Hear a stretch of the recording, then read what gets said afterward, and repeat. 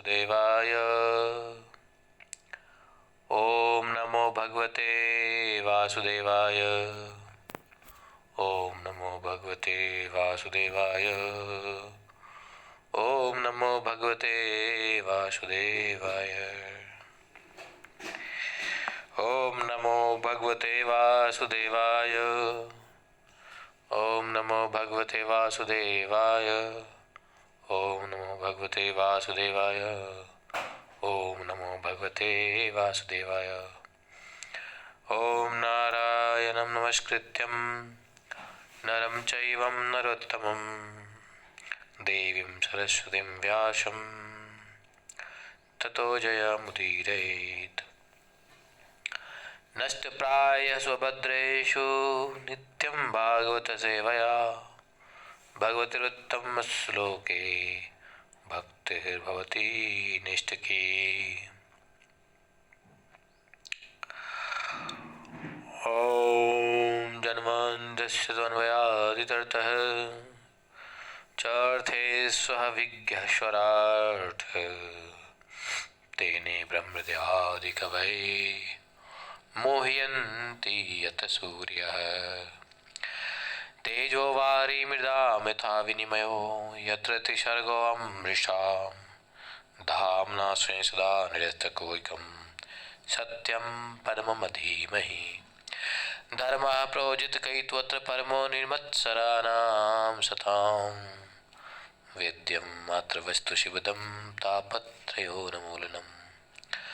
श्रीमद्भागवत महामुनिकृते किं वा परमेश्वरः सद्यो हृदय प्रदत्त कृतिभिः शुश्रूभिस्तत्क्षणात्।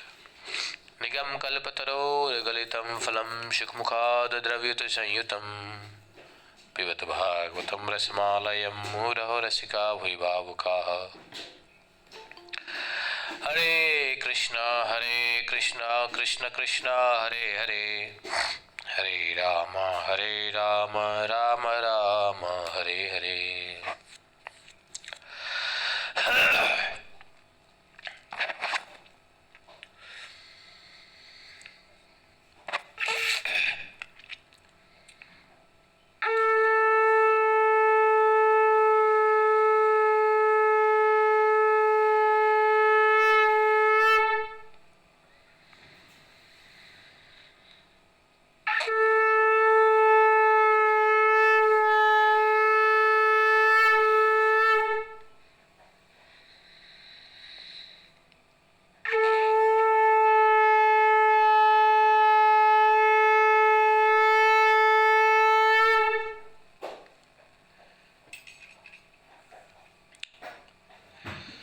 हरे कृष्णा। तो ये शंख बजा है नए साल के आरंभ में के लिए, ठीक है। आज विक्रम संवत 2080 शुरू हो गया है, समझ गया। 2081 सॉरी 2081।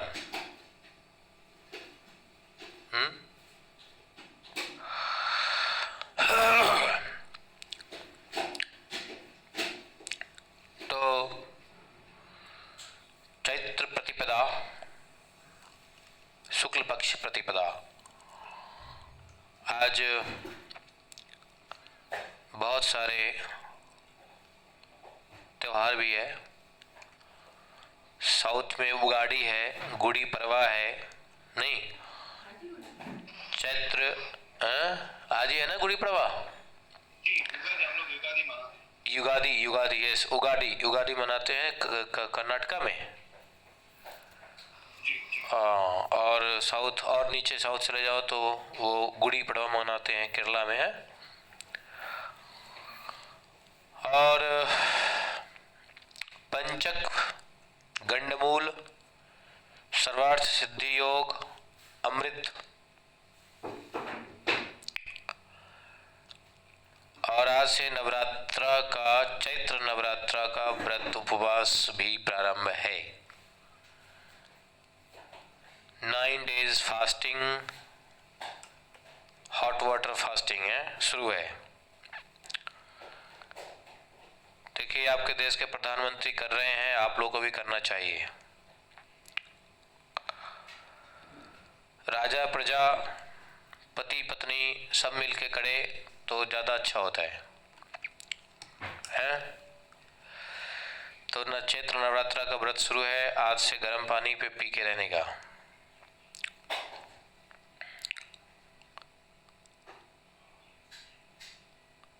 9 अप्रैल है, 9 अप्रैल। तो नए साल की सभी को शुभकामनाएं।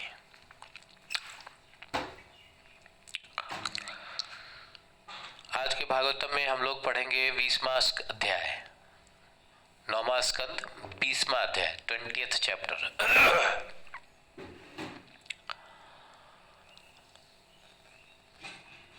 पुरु के वंश, राजा दुष्यंत और भरत के चरित्र। वही पुरु, कौन से पुरु? आत्मज्ञानी पुरु, जिसने अपने पिता ययाति को, हाँ,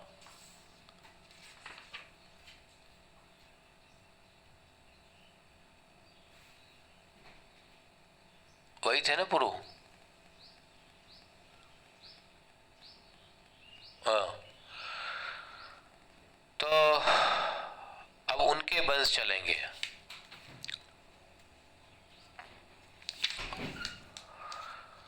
परीक्षित को कह रहे हैं सुखदेव गोस्वामी कि देखो, तुम जिस वंश में जन्म लिए हो, पुरारवंशं प्रवक्ष्यामि यत्र जातो असि भारत, यः राजर्षयो वंश्या ब्रह्मवंशाश्च जज्ञिरे। जन्मे जयो यभूत परोः प्रचिन्वांस्तत्सुतस्ततः, प्रवीरो अथ नमस्युर्वै तस्माच्चारूपदो अभवत्। तस्य सुदूरभूत्पुत्रः तस्मात् बधूगवस्ततः, संयातिस्तस्याहन्यातिं रौद्राश्वस्तत्सुतः स्मृतः। ॐ अज्ञानतिमिरन्धस्य ज्ञानाञ्जनशलाकया चक्षुरुन्मीलितं येन तस्मै श्रीगुरवे नमः। श्रीचैतन्यमनोभीष्टं स्थापितं येन भूतले, स्वयं रूप कदा मह्यं ददाति स्वपदान्तिकम्। वन्देऽहं श्रीगुरो श्रीयुतपदकमलं श्रीगुरुर्वैष्णवांश श्रीरूपं साग्रजातं सहगण रघुनाथान्वितं तं सजीवं साद्वैतं सावधूतं परिजनसहितं श्रीकृष्णचैतन्यदेवं श्रीराधाकृष्णपादान् सहगण ललिता श्रीविशाखान्वितांश्च। हे कृष्ण करुणा सिंधो दीनबंधु जगतपते, गोपेश गोपिका कांतं राधाकांतं नमोस्तुते। तप्त कांचन गौरांगी राधे वृंदावनेश्वरी, वृषभानुसुते देवी प्रणमामि हरिप्रिये। वाञ्छाकल्पतरुभ्यश्च कृपा सिन्धुभैव च, पतितानां पावनेभ्यो वैष्णवेभ्यो नमो नमः। जय श्री कृष्ण चैतन्य प्रभु नित्यानंद, श्री अद्वैत गदाधर श्रीवासादि गौर भक्तवृंद। हरे कृष्ण कृष्ण कृष्ण हरे हरे, हरे राम राम राम हरे हरे। तो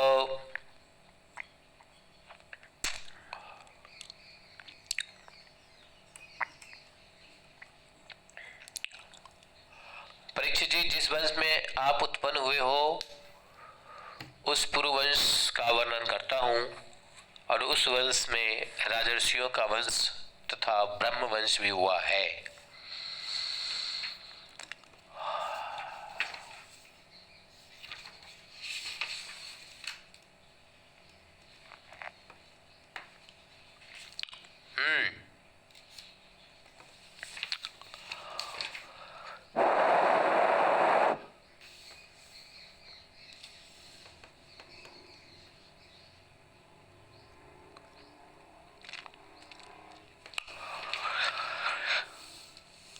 उस वंश में कई राजर्षियों का वंश और ब्रह्मवंश भी हुआ है। पुरु के पुत्र कौन हुए? जन्मेजय, और उनके पुत्र हुए प्राचीनवान। प्राचीनवान के पुत्र हुए प्रवीर, और उसके पश्चात प्रवीर के पुत्र हुए नमस्यु। नमस्यु के पुत्र हुए चारुपद। आज भी लोग अपने बच्चों का नाम प्रवीर रखते हैं, कहीं कहीं सुना गया प्रवीर, है ना, प्रवीर कुमार। प्रवीर भी रखते हैं, प्रवीण भी रखते हैं, तो अच्छा है। और प्रवीर के पुत्र हुए नमस्यु, नमस्यु के पुत्र हुए चारुपद, चारुपद के पुत्र हुए शुद्यु, शुद्यु के पुत्र हुए बहुगव, और उनके पुत्र हुए संयाति, और संयाति के पुत्र हुए अहयाति, और उनके पुत्र हुए रौद्राश्व। इस प्रकार से विश्वात्मा मुख्य प्राण से होने वाली 10 इंद्रियां के समान रौद्राश्व के धृताची नामक अप्सरा के गर्भ से 10 पुत्र हुए। ऋतेयु, कुक्षेयु, स्थंडेलेयु, कृतेयु, जलेयु, संततेयु, धर्मेयु, सत्येयु, व्रत्येयु, और सबसे छोटे हुए वनेयु। वनेयु ये अप्सरा के गर्भ से विश्वात्मा के 10 पुत्र हुए। ऋतेयु सबसे ज्येष्ठ थे। ऋतेयु का पुत्र हुआ रंतिभार, और रंतिभार के 3 पुत्र हुए, सुमति ध्रुव और अप्रतिरथात्मज। अप्रतिरथात्मज के पुत्र हुए कर्णव, कर्णव के पुत्र हुए मेधातिथि, मेधातिथि, और मेधातिथि के पुत्र हुए प्रस्कर्णव, ब्राह्मण है। सुमति के पुत्र रैव्य हुए, और रैव्य के पुत्र दुष्यंत हुए, और दुष्यंत जब वन में शिकार करने गए थे, अखेट करने गए थे, वहां पर बैठी हुई अपनी कांति से आश्रम को अलंकृत करने वाली लक्ष्मी जी के समान तथा देवताओं की माया के समान स्त्री को देखकर सद्य मोहित हो गए, और कुछ सिपाहियों के साथ विद्यमान दुष्यंत ने उस स्त्री से पूछा। दुष्यंत जी को जंगल में अखेट करते हुए एक आश्रम मिला। उस आश्रम में बड़ी सुंदरी स्त्री दिखा, और उस स्त्री से पूछा। स्त्री को देखने से जो आनंद प्राप्त हुआ दुष्यंत को, उससे उसका थकान दूर हो गया, ऐसा समझो। और जब थकान दूर हो गया, सुंदर स्त्री को देखकर महाराज दुष्यंत काम संतप्त राजा ने मधुर वाणी से हंसते हुए पूछा स्त्री से, हे कमल दल के समान मनोहर नेत्र वाली, तुम कौन हो? का तुम कमल पत्राक्षी कस्यासि हृदयंग में, किं वा चिकीर्षितम तत्र भवत्या निर्जने वने। और तुम इस निर्जन वन में अकेली क्या करना चाहती हो? किसकी पुत्री हो? कस्यासि हृदयंग में, हृदय अंग में किसकी पुत्री हो? और इस वन में क्या करना चाहती हो? सुंदरी स्पष्ट रूप से, मैं तुमको किसी क्षत्रिय की कन्या समझता हूं, ऐसा लगता है कि तुम किसी क्षत्रिय की कन्या हो, क्योंकि पुरुवंशियों का मन कहीं भी अधर्म में रमन नहीं करता।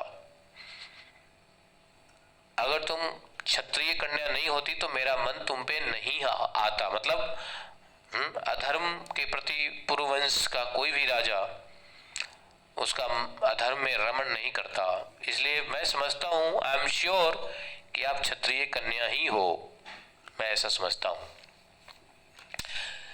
वो कन्या कौन थी? क्या नाम था उस कन्या का? शकुंतला। ऑफ कोर्स, दुष्यंत महाराज की पत्नी भुवनी शकुंतला। यस, शकुंतल उवाच विश्वामित्रात्मजैवाहं त्यक्ता मेनकया वने वेदैत भगवन् कन्नो वीर किं करवामते। हे महापुरुष, हे राजा, हे वीर, मैं महर्षि विश्वामित्र की पुत्री हूँ, मेनका। मेनका नामक अप्सरा नहीं, विश्वामित्र की पुत्री हूँ। मेनका नामक अप्सरा ने मुझको वन में छोड़ दिया था। इस बात को भगवान कन्नव जानते हैं। मैं आपकी कौन सी सेवा करूं? आप लोग जानते ही हैं विश्वामित्र और मेनका की कथा। उनसे एक पुत्री उत्पन्न हुआ, वही शकुंतला हुई, उसको वन में छोड़ के चली गई, तो अप्सरा की पुत्री थी। और इधर विश्वामित्र जी क्षत्रिय थे, अपना चलो ठीक है, ब्राह्मण कर्तव्य से वो ब्राह्मण बन गए थे, बट क्षत्रिय। तो राजा पुरु भी यही कि सही कह रहे हैं कि क्षत्रिय पुत्री हो, तो उनका भी कहना कुछ गलत नहीं है। तो उन्होंने कहा कि हे कमल नयन, आप बैठिए। कमल नयन किसको बोला? उनको पुरु राजा पुरु को बोला। और राजा पुरु भी उनको क्या बोले? कमल पत्राक्षी। ऐसे होता है। तो आप बैठिए, हमारी पूजा स्वीकार करिए, हमारा आदर स्वीकार करिए, भोजन कीजिए, हमारा आतिथ्य स्वीकार कीजिए।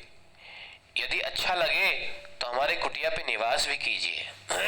दुष्यंतोवाच, दुष्यंत महाराज ने कहा, उपपन्नम इदम शुभ्रू जाता या कुशिकान्वये स्वयं ही वृणते राज्ञा कन्यका सदृशं वरम। सुंदरी, कुशिक वंश में उत्पन्न हुई तुम्हारा इस प्रकार का आतिथ्य सत्कार उचित है, उचित है।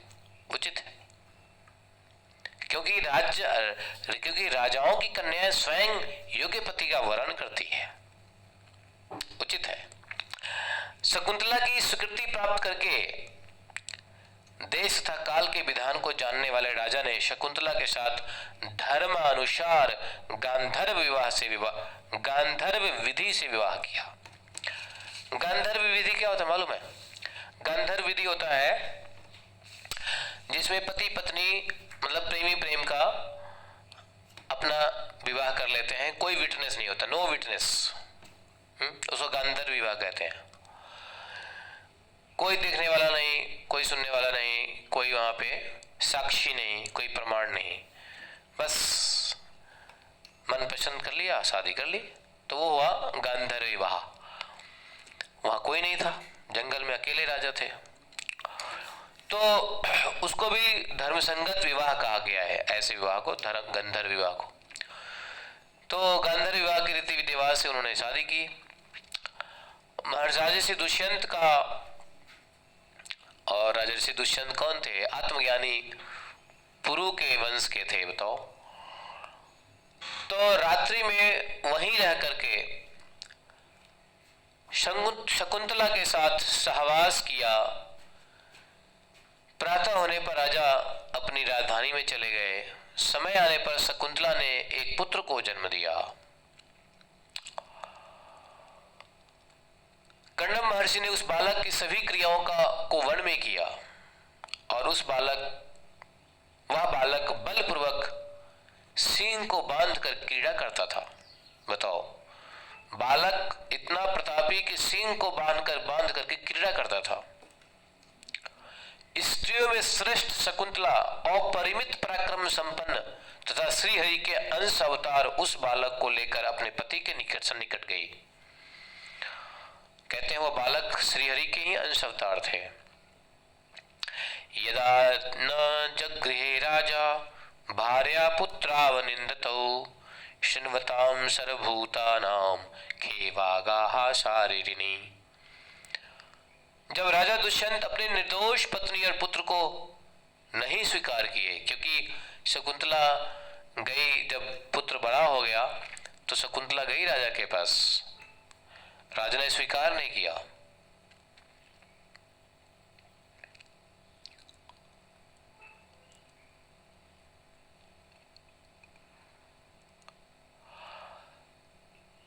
तो इस बात को कोई नहीं जानता था, क्योंकि गंधर्व विवाह था, सीक्रेट मैरिज। जब ये शकुंतला आई बच्चों को लेकर के तो सबको आश्चर्य, अरे ये राजा का पुत्र कैसे हो गया, कब हुआ, क्या हुआ।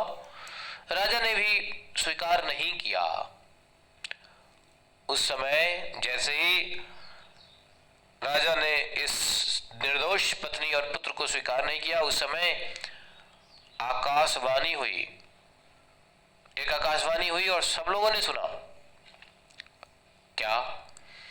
माता भ्राता पितु पुत्रो जेन जातः स एव सः भरस्य पुत्र दुष्यंत मावंस्तथा शकुंतलाम्। आकाशवाणी हुई, हे राजन, माता तो धौंकनी के समान होती है, पुत्र तो पिता का होता है, क्योंकि वह उससे उत्पन्न होता है। दुष्यंत, शकुंतला का अनादर मत करो, अपने पुत्र का पालन करो। तो शकुंतला का अनादर मत करो, अर्थात आदर करो, और पुत्र का पालन करो। राजन, वंश की वृद्धि करने वाला पुत्र अपने पिता को नरक से बचा लेता है। शकुंतला सत्य कह रही है, इस गर्भ को धारण करने वाले तुम ही हो, हैं। हालांकि मैंने पढ़ा नहीं, लेकिन इससे पहले लिखा हुआ था, अमोघ वीर्यो राजर्षि महिष्याम वीर्यमादधे। 17वां श्लोक में लिखा था, अमोघ वीर्यो राजर्षि महिष्याम वीर्यमादधे। राजा दुष्यंत का वीर अमोघ था, लेकिन राजा को शक हुआ कि ये वन से ले आई बच्चे को कह रही है मेरा पुत्र कैसे हो सकता है। मैं तो एक बार ही मिला इससे, एक रात्रि ही सहवास किया, एक रात्रि के सहवास में बच्चा पैदा होता है क्या? हो सकता है। क्यों? क्योंकि यहां पहले 17वें श्लोक में लिखा हुआ है, राजा का वीर्य जो था अमोघ था, अमोघ वीर्यो राजर्षि, नष्ट नहीं होता था।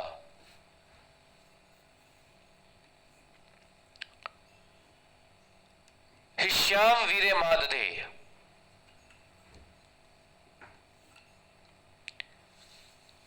तो अमोघ मतलब नष्ट ना हो, अचूक, समझे, अचूक अर्थात वीर्य का एक कण भी चला जाए तो उससे बच्चा उत्पन्न हो जाने की शक्ति होती है, उसको कहते हैं अमोघ वीर्य, अचूक वीर्य, कहते हैं ना, अचूक तीर जो निशाना नहीं चुकता है। तो राजा को ऐसा लगा कि ये तो जंगल से आ गई और कह रही है आपका पुत्र है, तो राजा को भरोसा नहीं हो रहा था, इसलिए वो स्वीकार नहीं किए शकुंतला और उसके पुत्र। शकुंतला को तो पहचान गए, लेकिन पुत्र को स्वीकार नहीं किया। और शकुंतला को इसलिए अनादर करने की कोशिश किया, क्योंकि अगर उसका आदर करेंगे तो पुत्र को भी स्वीकार करना पड़ेगा। ये बात गलत है ना। तो राजा लोग का ऐसा काम होता था कि कहीं गए, एक शादी कर ली, पहले ब्राह्मण लोग भी करते थे, हैं, कहीं गए दूर दराज, एक ब्याह कर लिया, शादी कर लिया, बच्चे कर लिए, वापस आ गए, फिर कहीं गए, शादी कर लिया, वापस आ गए। ऐसे ये सब पुरानी बातें होती थी, चलता था। तो उस जो पुत्र थे भरत, वो कोई साधारण नहीं थे। वो कहते हैं कि भगवान के अंश से उत्पन्न हुए थे। जो राजा ने उसको नहीं स्वीकार करना चाहा तो आकाशवाणी हुई और कहा कि तुम शकुंतला का आदर करो और पुत्र का पालन करो। पुत्र का पालन इसलिए कि पिता को नरक से पुत्र, जो वंश की वृद्धि करने वाला पुत्र होता है, पुत्र कुपुत्र नहीं, सुपुत्र, सुपुत्र ही वंश की वृद्धि करेगा ना, सुपात्र। तो कहते हैं कि ऐसे जो पुत्र होता है वो पिता के नरक को जाने से बचा लेता है। और शकुंतला सत्य कह रही है। शकुंतला कह रही थी राज दरबार में कि आप ही का पुत्र है महाराज, ये आप ही का पुत्र है, आप भरोसा कीजिए हम पे, आप ही का पुत्र है। तो आकाशवाणी ने प्रूफ किया कि शकुंतला सही कह रही है। तुम चास्य धाता गर्भस्य सत्य मां शकुंतला, तुम चस्य धाता, तुम ही इसके पिता हो। धात्री मतलब माता, धाता मतलब पिता। देखो संस्कृत के शब्द है, सीखने चाहिए, ज्यादा दिमाग पे जोर मत दो, लेकिन जहां भागवतम गीता में आता है ऐसे शब्द, उसको सीख लो। धात्री मतलब क्या होता है? माता, धात्री। धाता मतलब पिता। तो ये कहते हैं कि तुम चास्य धाता, तुम ही इसके धाता हो, पिता हो। गर्भस्य सत्य माह शकुंतला, शकुंतला सही कह रही है, तुमसे ही ये गर्भ लिया पुत्र है। तो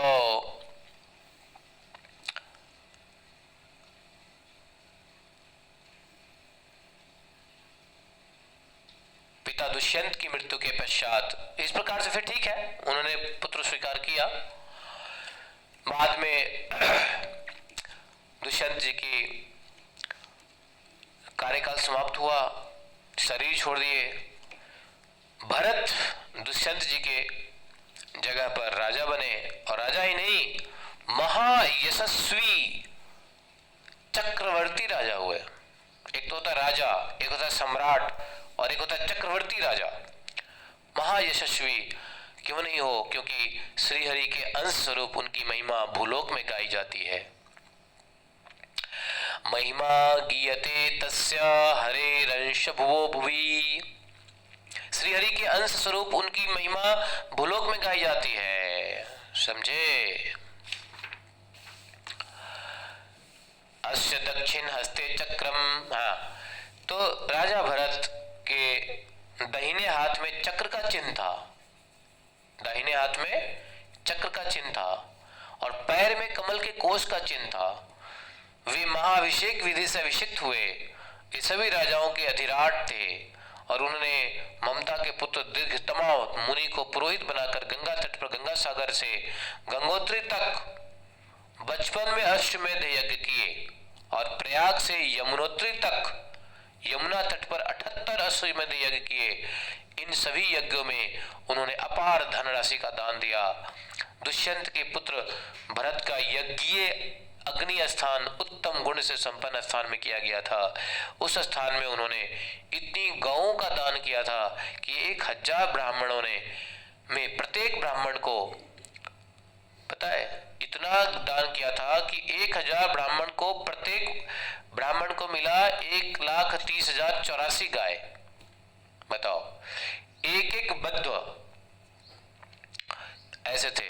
यज्ञ में 133 अश्वमेध के घोड़े को बांधकर राजा ने सभी राजाओं को आश्चर्य में डाल दिया। वे माया को पार करके भगवान विष्णु के लोक में चले गए, और थे ही विष्णु के अंश, क्योंकि उनके दाएं हाथ में चक्र था और पैर में कमल कोश का चिन्ह था।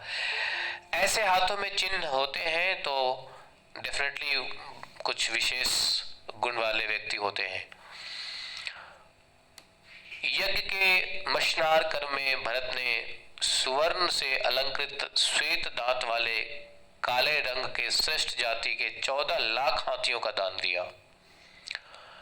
भरतस्य महत् कर्मम् न पूर्वे न परे नृपा नैवा पूर्णैव प्राप्स्यन्ति बाहुभ्याम त्रिविधिवम यथा। देखो, भरत जैसा महान कर्म को न तो कोई पहले राजा किया था, न कोई आगे कर सकेगा, क्योंकि कोई हाथी को ऊंचा करके स्वर्ग को छू सकता है क्या? नहीं। दिग्विजय के प्रसंग में ब्राह्मण द्रोही किरात, हुण, यवन, अंध्र, कंक, खस, शक, मलेक्ष आदि सभी राजाओं को भरत ने मार दिया। जब राजा भरत दिग्विजय करने के लिए निकले थे तो उस समय के जितने ब्राह्मण द्रोही राजा थे, ब्राह्मण द्रोही राजा मतलब कई प्रकार के लोग थे जो ब्राह्मण द्रोही थे। देखो, जो ब्राह्मण द्रोही होगा वो भगवत द्रोही होगा, जो भगवत द्रोही होगा वो ब्राह्मण द्रोही भी होगा, ये फॉर श्योर है। तो कहते हैं ब्राह्मण को क्यों कहते हैं ब्राह्मण द्रोही?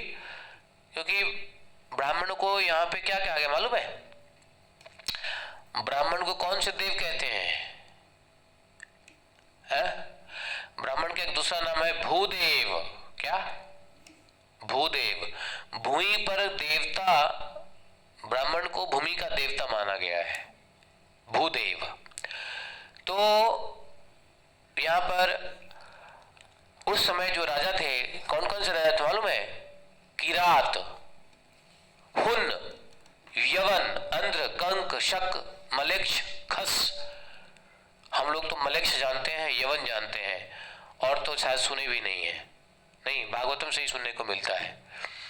तो यवन और मलेक्ष के अलावा भी हुण थे, अंध्र थे, कंक थे, खस थे, शक थे। ये ऐसे राजा हुए जो ब्राह्मण द्रोही थे, सबको मार दिया।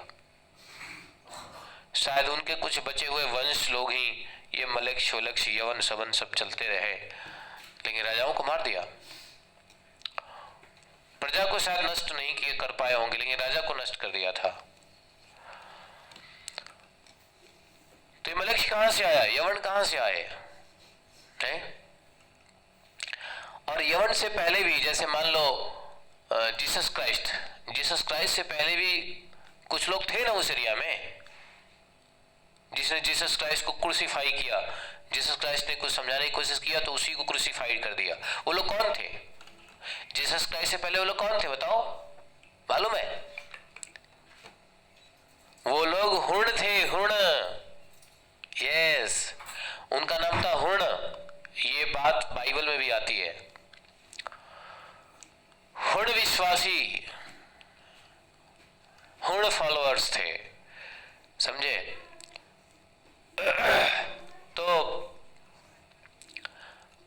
जित्वा पुरासुरा देवान्ने रसो कांसी भेजिरे देवस्तयो रसाम नीता प्राणी भी पुनराहत।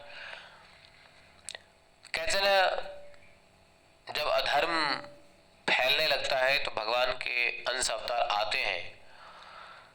तो फिर ब्राह्मण द्रोही के नाश के लिए भरत जी आए थे, समझे? जो विष्णु के ही कला अवतार थे, अंश अवतार। तो पहले काल में देवताओं को जीतकर असुर रसातल में रहने लगे थे। पहले से ही वे बहुत सी देवांगनाओं को रसातल में ले गए थे, असुर लोग। राजा भरत ने उन सबको छुड़ा करके पुनः देवताओं को देवलोक में सबको भेज दिया। उनकी सारी कामनाओं की पूर्ति पृथ्वी और आकाश करते थे। वे 27,000 वर्ष तक समस्त दिशाओं पर एक छत्र राज्य किया। 27,000 वर्ष। सार्वभौम सम्राट भरत ने यह निश्चय किया कि लोकपालों का ऐश्वर्य, सार्वभौम संपत्ति, अखंड एडमिनिस्ट्रेशन और जीवन भी मिथ्या ही है। मतलब ऐसे सार्वभौम सम्राट भरत को भी वैराग्य उत्पन्न हुआ और उनको फिर बाद में ये सब जीवन और ये राजा, राज्य, शासन, अखंड संपत्ति, ऐश्वर्य, ये सब मिथ्या लगा। और यह मानकर वे संसार से उदासीन हो गए। वैराग्य उत्पन्न हो गया। और परीक्षित, भरत की विदर्भ राज की 3 पत्नियां उनकी सुसम्मत स्त्रियां थी। जब भरत ने कहा कि तुम लोगों के पुत्र मेरा अनुरूप नहीं है, तो उन सबों ने त्याग के भय से अपने पुत्र को मार दिया। राम राम है। तो पत्नियों ने राजा भरत ने कह दिया कि तुम लोगों के जो पुत्र हैं, तुम लोगों ने जो पुत्र उत्पन्न किए हो, वो सब मेरे अनुरूप नहीं है, अर्थात जैसा मैं चाहता हूं वैसे पुत्र नहीं है। सभी रानियों ने, भरत जी त्याग न दे रानियों को, इसलिए पुत्रों को मार दिया।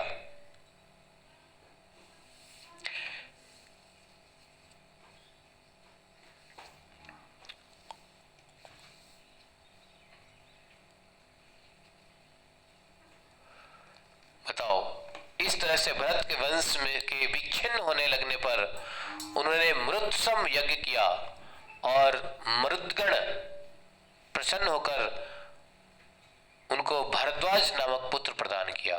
भरद्वाज। तो यज्ञ से जो पुत्र उत्पन्न हुआ वो इनके पुत्र हुए, उनका नाम हुआ भरद्वाज। अपने छोटे भाई उद्दित्य की गर्भवती पत्नी के साथ मैथुन करने के लिए उद्दित बृहस्पति को जब गर्भ ने रोका, तो उसको तुम अंधा हो जाओ इस तरह से श्राप देकर बलपूर्वक गर्भाधान किया।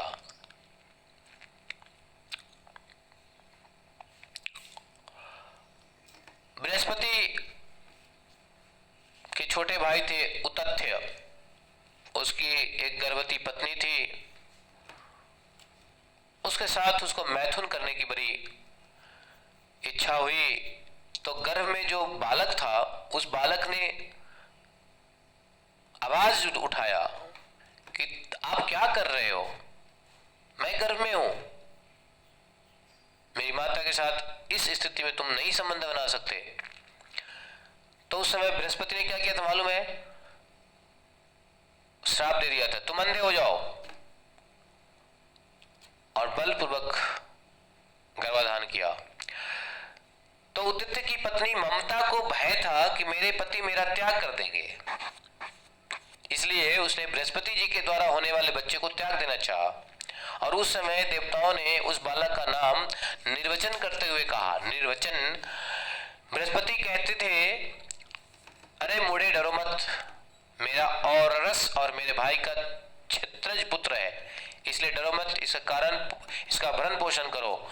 इस पर ममता ने कहा कि हे बृहस्पति, यह पुत्र मेरे पति का नहीं है, अपितु हम दोनों का है, इसलिए आप इसका भरण पोषण करिए।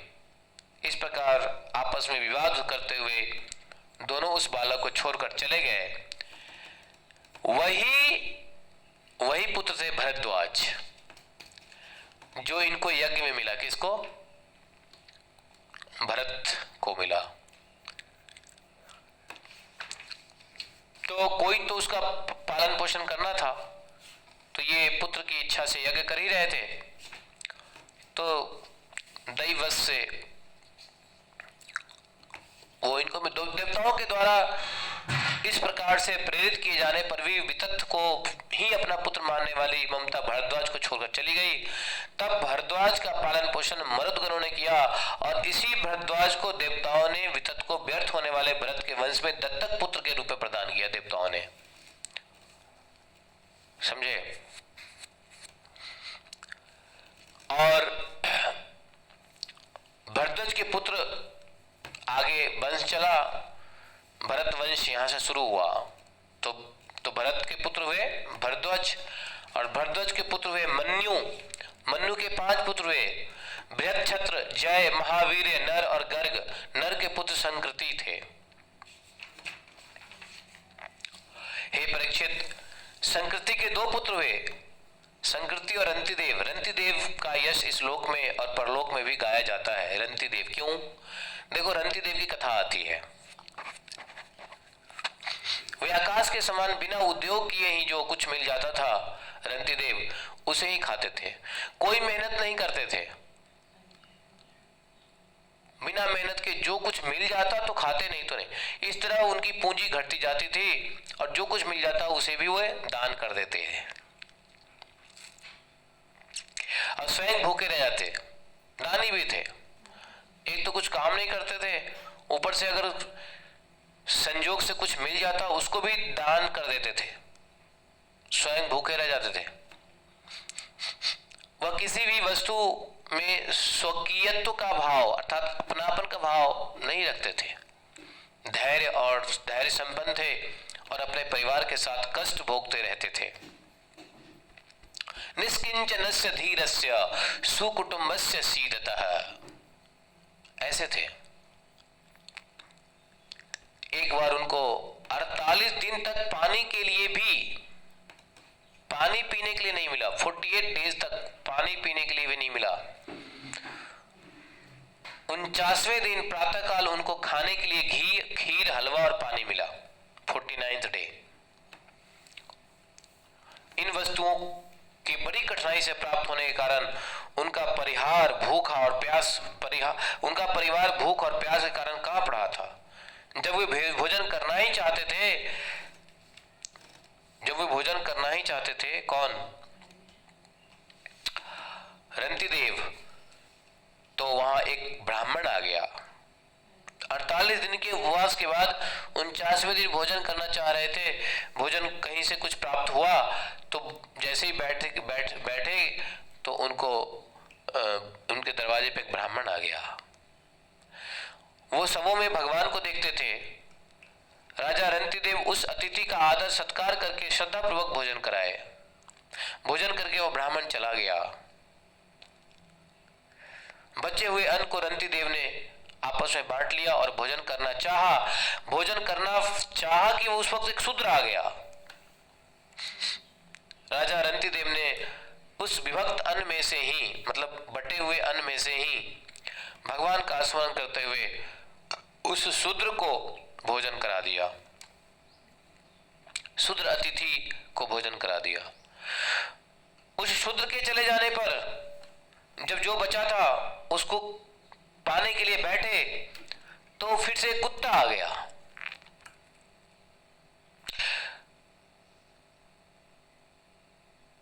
कुत्ते के साथ एक अतिथि आ गया, कुत्ते के साथ।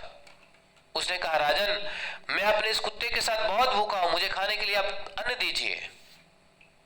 रंतिदेव ने उसका आदर किया और बहुमान पूर्वक बचा हुआ अन्न था, जो कुछ भी था, उसे देकर कुत्ते और उसके स्वामी को भोजन कराया, उनको नमस्कार किया। 48 दिन के बाद 49वें दिन भोजन मिला था, वो भी चला गया। बचा क्या? सिर्फ पानी। अब केवल जल बच गया, पानी बच गया। पानी मात्र मुच्छेषम। वह भी केवल एक आदमी के पीने भर था। पानी भी जो बचा वो भी केवल एक आदमी के पीने भर था। राजा पानी पीना चाहते थे, उसी समय एक चंडाल आ गया। चंडाल ने कहा, हे राजा, मैं बहुत नीच हूं, मैं प्यासा हूं, मुझे पानी पिला दो। रंतिदेव जी ने उस चंडाल को अत्यंत कठिनाई पूर्वक वाणी को सुन करके करुणा से अत्यंत संतप्त राजा ने इस अमृत वाणी से कहा। रंतिदेव जी कहते हैं, न कामयेऽहं गतिमीश्वरात् परमाष्ट बुद्धियुक्तानुप्रभवं वा आर्ति प्रपद्ये अखिल देह भाजामनंत स्थितो येन भवन्ति दुःखाः। मैं परमात्मा से 8 सिद्धियों से युक्त परमा गति अथवा मुक्ति नहीं चाहता हूं। रंतिदेव कहते हैं, मैं भगवान से 8 सिद्धियों से युक्त परम गति या मुक्ति नहीं चाहता हूं। मैं तो केवल सभी प्राणियों के हृदय में प्रवेश करके उन सबों के कष्ट को प्राप्त कर लेना चाहता हूं, जिससे कि सभी लोग सुखी हो जाएं। बताओ, ऐसे भगवत भक्त कह रहे हैं कि मैं मुक्ति नहीं चाहता हूं, मैं सभी प्राणियों का कष्ट चाहता हूं, ताकि सभी लोग सुखी हो जाए।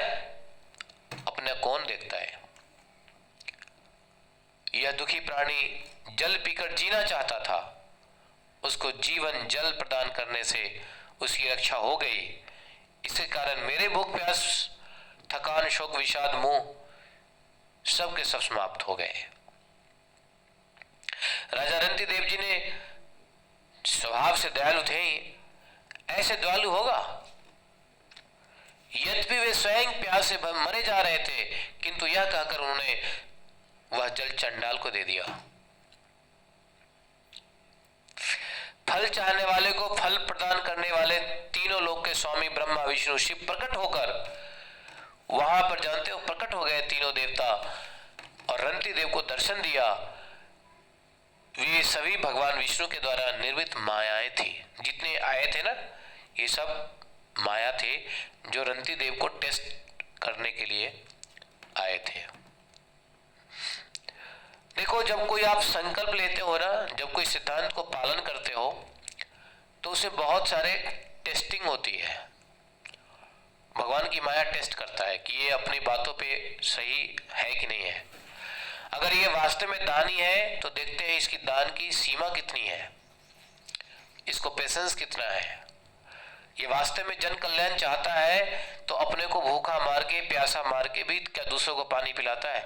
तो उसकी संकल्प, उसके जो व्रत थे, उस व्रत को परीक्षा लेने के लिए ये भगवान की माया रचित थी। और जब सब तीनों देवता वहां पे आ गए, दर्शन दिया, और सबों ने अनासक्त निष्प्रिय राजा रंती देव को नमस्कार किए। हाँ, रंती देव ने उन तीनों को नमस्कार किया, और भगवान वासुदेव में परमा भक्ति होने के कारण है, परीक्षित जी, परमात्मा व्यक्ति रखती किसी दूसरे फल की इच्छा नहीं होने के कारण उन्होंने अपने मन को परमात्मा में लगा दिया। उस कारण गुणमयी त्रिगुणात्मिका उसी तरह से समाप्त हो गई जैसे जगने पर स्वप्न समाप्त हो जाता है। अच्छा, राजा रंती देव थे तो वो राजा से कंगाल कैसे हो गए?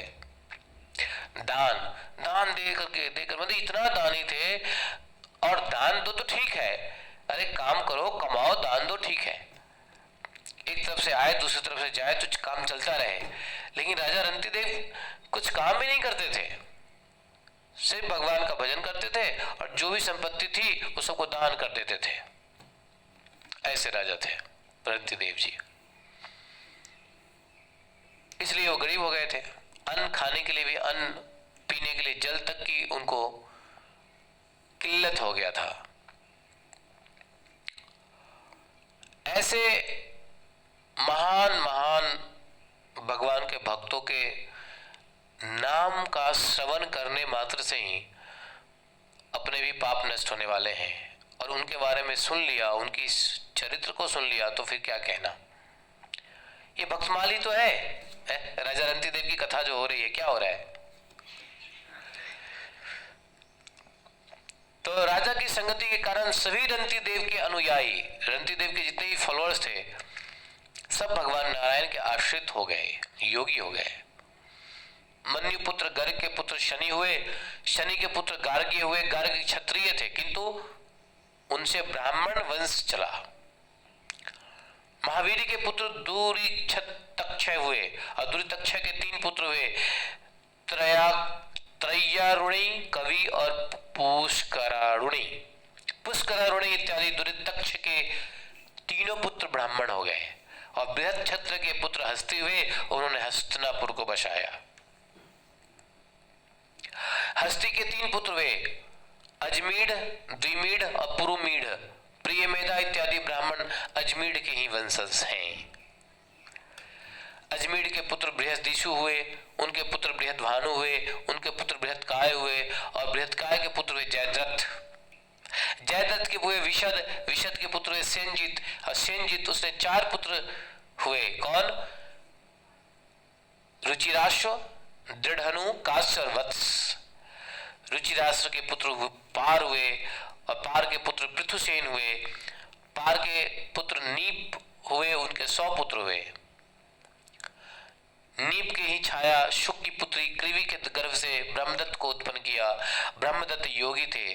उन्होंने सरस्वती नामक पत्नी के गर्भ से विश्वक्सेन नामक पुत्र को उत्पन्न किया। जैगिसभ्य के उपदेश से विश्वक्सेन ने योग शास्त्र का निर्माण किया। विश्वक्सेन के पुत्र उदकसेन और उनके पुत्र भल्लाद और ये सब बृहदिश्व के वंशज हैं।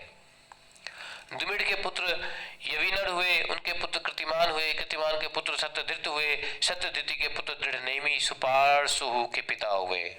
सुपार्सु के सुमति हुए, उसके पुत्र सन्नतिमान हुए और उनके पुत्र कृति का जन्म हुआ।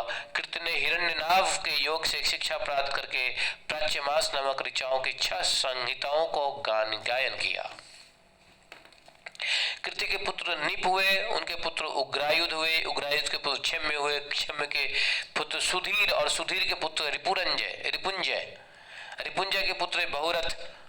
अजमीर के भाई पुरोमिड की कोई संतान नहीं थी। अजमीर की दूसरी पत्नी का नाम नलिनी के गर्भ से नील का जन्म हुआ।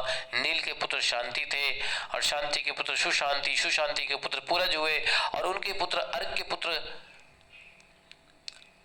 भरमाशु हुए और भरमाशु के पुत्र मुदगल हुए। मुदगल के 5 पुत्र थे, यविनर, बृहदिशु, कामपिल्य, संजय, मुदगल। ये भरमाशु के 5 पुत्र हैं। भरमाशु ने कहा, मेरे 5 पुत्र 5 दिशाओं का प्रशासन करने में समर्थ है। इस प्रकार से जो है ये मेरे पुत्र 5 दिशाओं के प्रशासन करने में, इसलिए वे पांचाल कहलाए, क्योंकि वो 5 दिशाओं को एडमिनिस्ट्रेशन करता था, देखता था। कौन? भर्याश्व। तो भरमाश्व के, इसलिए उनको पांचाल कहलाया। मुदगल से ही ब्राह्मणों की मोदगल्य गोत्र उत्पन्न हुआ। तो भरमाश्व के पुत्र मुदगल की जुड़वी संतान हुई। पुरुष का नाम दिवोदास और कन्या का नाम अहल्या। अहल्या के गर्भ से गौतम महर्षि पुत्र, अहिल्या से गौतम महर्षि के पुत्र शतानंद हुए।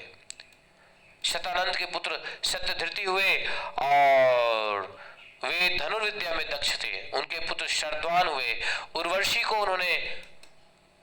उर्वशी को देखने से उनका वीर गिर गया था और जो झाड़ी, सरपत की झाड़ी पे गिर गया था और उस वीर से 2 बच्चे उत्पन्न हुए। उन दोनों को आखेट के प्रसंग में शंतनु ने देखा। शंतनु ने उसको कृपा करके उठा लिया, दया करके उठा लिया और उस पुत्र का नाम हुआ कृप और कृप की कन्या का नाम द्रोण की पत्नी कृपी हुई। यही कृप हुआ और कन्या जो पत्नी जो लड़की थी, पुत्र हुआ कृप और पुत्री हुई कृपी और यही कृपी द्रोण की पत्नी हुई है। यहाँ पर अध्याय समाप्त होता है 21वां। हम लोग 20वां अध्याय कल पढ़ेंगे, 22वां अध्याय 22 चैप्टर, जिसे पांचाल, कौरव और मगध देश के राजाओं का वर्णन होगा। अब हम लोग धीरे धीरे बढ़ रहे हैं कहाँ? हाँ, भगवान के वंशों में, जिसमें भगवान श्री कृष्ण आएंगे। वो 24वें अध्याय में बताया जाएगा। तो आप लोगों ने आनंद उठाया इन सब बड़े बड़े वंशों का स्मरण करके, समझ गए? ये देखो, पता नहीं कैसे भागवतम का एक पन्ना अपने आप निकल गया। इसका क्या कारण है? अरे बाइंडिंग, लेकिन यही पन्ना क्यों छूट गया? इसका कुछ कारण होगा। इसका कारण कल पता करेंगे। तो ऐसे अपने आप निकल गए। वो बाइंडिंग में ऐसा होता है। तो 22वां अध्याय कल पढ़ेंगे, जिसे पांचाल, कौरव, मगध देश के राजाएं होंगी। हाँ जो भरत जी है, हाँ जी, Bharat is the son of Dushyant and Shakuntala. Yes, हाँ जी, हाँ जी, सही बोला। तो जो भारद्वाज वही है, जो भारद्वाज ऋषि हैं, जो बृहस्पति और ममता का पुत्र है। वही भरद्वाज, जिसको उन्होंने छोड़ दिया था ममता ने। तो बोले ग्रंथराज श्रीमद् भागवतम की जय।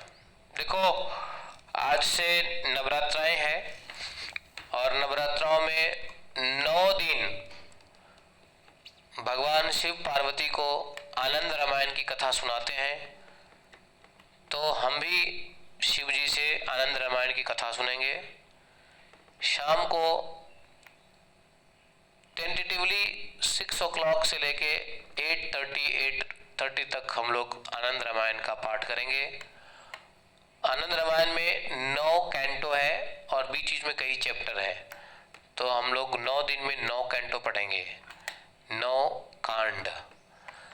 तो आनंद रामायण आज से शुरू होगा शाम में। जिसके पास समय हो वो आ सकते हो, जिसके पास समय नहीं हो कोई बात नहीं है।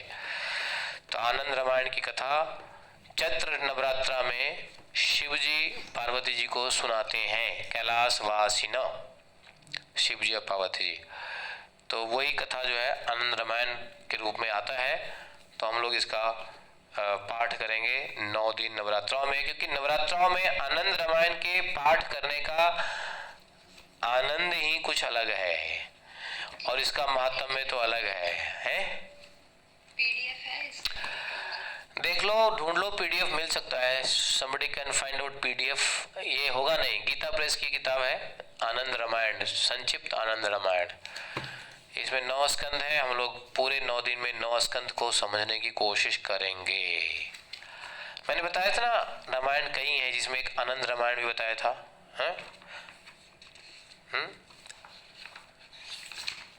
वशिष्ठ रामायण, आनंद रामायण, वाल्मीकि रामायण, तुलसीकृत रामायण, बहुत सारे रामायण है। तो पहला है सार कांड। तो हम लोग आज सार कांड पढ़ेंगे। कल दूसरे दिन यात्रा कांड पढ़ेंगे, तीसरे दिन याग कांड, चौथे दिन विलास कांड, पांचवें दिन विवाह कांड, छठे दिन पांचवें दिन होगा जन्म कांड, फिर छठे दिन विवाह कांड, 7वें दिन राज्य कांड और 8वें दिन होगा मनोहर कांड, 9वें दिन होगा पूर्ण कांड। तो इसको हम लोग नवरात्राओं की फास्टिंग शुरू है। तो फास्टिंग आप लोगों में से कौन कर रहे हैं? ठीक है, नहीं कर रहे हैं तो भी ठीक है। अगर फास्टिंग नहीं कर रहे हो तो कोई बात नहीं है, कर रहे हो तो भी कोई बात नहीं है।